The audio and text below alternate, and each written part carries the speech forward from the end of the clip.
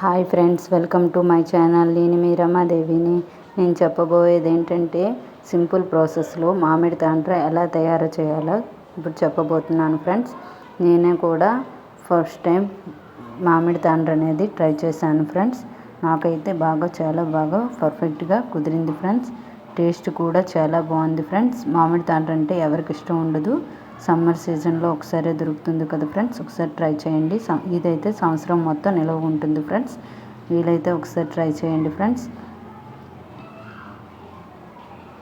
ముందుగా మనం ఫ్రూట్స్ అయితే తీసుకోవాలి ఫ్రెండ్స్. అవి తీసుకున్న తర్వాత కడుక్కొని కట్ చేసుకోవాలి. ఇలా గ్రైండ్ చేసుకోవాలి. వచ్చిన పేస్ట్ని ఒక కడాయి వేసుకొని అందులో ప్యూరీ వేసుకొని కొంచెం బెల్లం తురుము వేసుకోవాలి ఫ్రెండ్స్. బెల్లం తురుము వేసిన తర్వాతనేమో బాగా కొంచెం థిక్నెస్గా అవ్వాలి. ఒక పళ్ళెంలో నెయ్యి వేసుకొని అప్లై చేయాలి.